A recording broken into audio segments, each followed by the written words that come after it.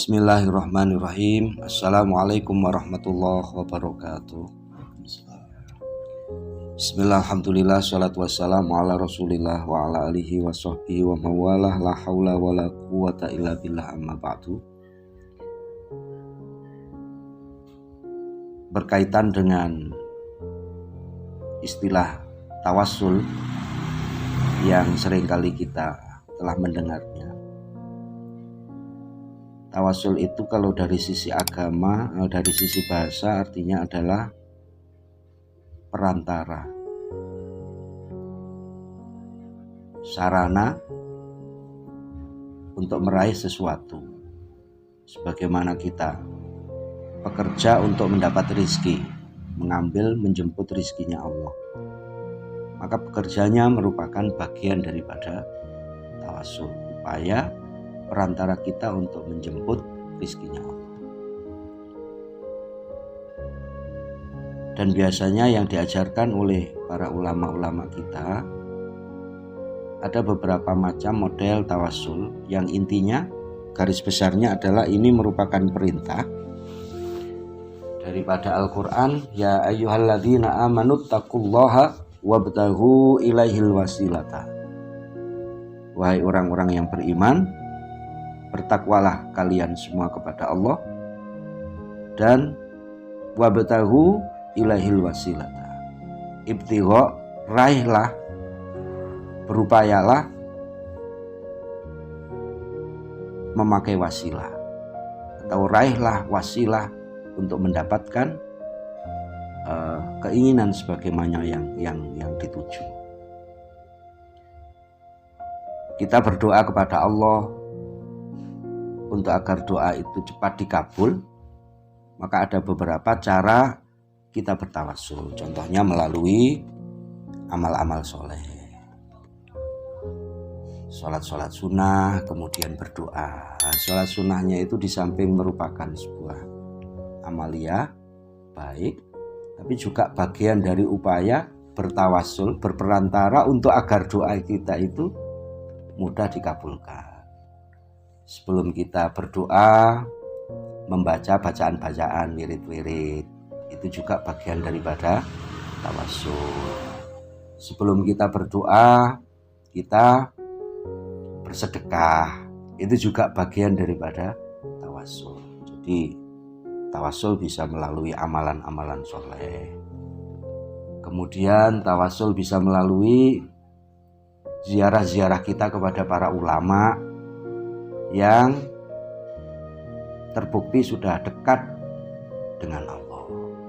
Mereka orang-orang yang memang dicintai Allah. Maka kita bertawassul, berperantara untuk agar tujuan kita itu cepat terkabul melalui kemuliaan-kemuliaan mereka. Dan tawassul kepada ulama itu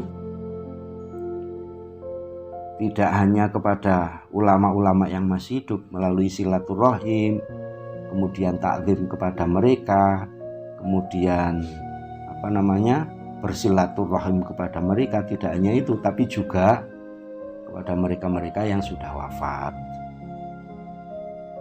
karena mau tidak mau mereka juga orang-orang yang dekat kepada Allah.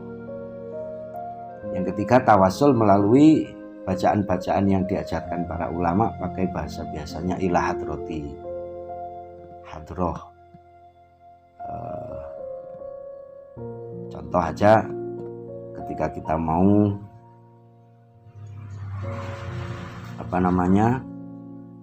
tahlil, ila hadrati ruh siapa, dan lain sebagainya. Para ulama mulai dari para nabi, para sahabat, para keluarganya nabi, kemudian tabiin sampai ulama-ulama salaf soleh dan ulama-ulama dan guru-guru kita. Dan untuk terkait dengan biasanya yang kita pakai sebelum kita taklim itu adalah tawassul juga agar niat kita ngaji itu dicatat sama seperti niatnya para ulama, niatnya para nabi, niatnya para wali, di mana niat-niat mereka itu pasti baik. Contoh saja, yang biasanya saya pakai itu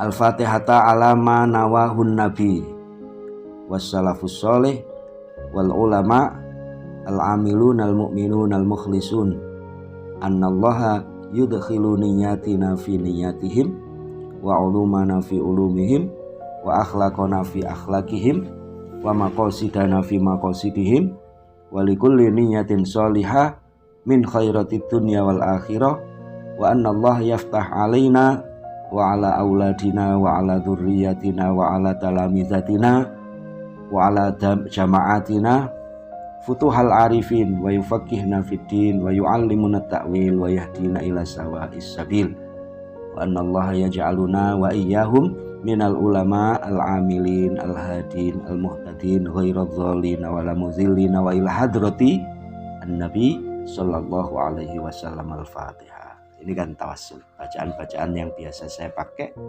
sebagaimana saya dapat dari guru saya Habib Hadi bin Alawi Al-Kafid. Nah, arti daripada yang baru saja saya baca tadi, Al-Fatihah ta'ala ma nawahun nabi. Al-Fatihah atas apa yang menjadi niatan Nabi, wassalafus sholih para salafus sholih, wal ulama para ulama, al-amilun yang mengamalkan ilmunya, al-mukhlisun yang ikhlas, al-mu'minun yang mukmin, al-mu'minun al-mukhlisun annallaha yudkhilu niyatina. Semoga Allah memasukkan niat-niat kita seperti niat mereka. Fi niyatihim, di dalam niat-niat mereka. Wa akhlaqona, akhlak kita, fi akhlaqihim, di dalam akhlak mereka. Wa maqasidana, tujuan-tujuan kita ada di dalam tujuan-tujuan mereka. Annallah yudkhilu, memasukkan niat-niat kita, kemudian tujuan-tujuan kita itu dalam tujuan-tujuan mereka. Kemudian wa anallah yaftah alaina, semoga Allah membuka untuk kita semua futuhal arifin, kebukanya hati sebagaimana kebukanya hati para ahli ma'rifat. Terus futuhal arifin wa yufaqqihna fiddin, diberikan pemahaman agama secara komprehensif. Wa yu'allimuna ta'wil, diberi mengerti urusan-urusan takwil. Kemudian apa lagi? Wa anallahu yaj'aluna wa iyyahum, semoga Allah menjadikan kita wa iyyahum, dan ini anak-anak kita, kemudian guru-guru kita, anak-anak kita, kemudian santri-santri kita, jadikan mereka al-ulama, sebagai ulama, al-amilun yang bisa mengamalkan ilmunya. Kemudian apa lagi? Minal ulama il-amilin al-hadin al-muhtadin ghairadh dhalin wa la mudhillin, dan lain sebagainya. Tadi intinya bahwa tawassul ini penting untuk kita semua, untuk agar kita ini semua hajatnya dimudahkan melalui para orang-orang yang sudah terbukti dengan dekat dengan Allah Subhanahu wa ta'ala. Ini yang tawassul melalui guru-guru kita. Yang kedua dan yang terakhir, kita itu di dalam menuntut ilmu jangan pernah merasa bahwa itu kemampuan kita sendiri. Karena kenapa? Dalam tradisi salaf itu pasti harus ada namanya sanad. Sanad keilmuan. Apa sanad itu? Sanad itu adalah mata rantai dari mana kita mengambil ilmu itu. Dan tentunya harus melalui guru-guru yang memiliki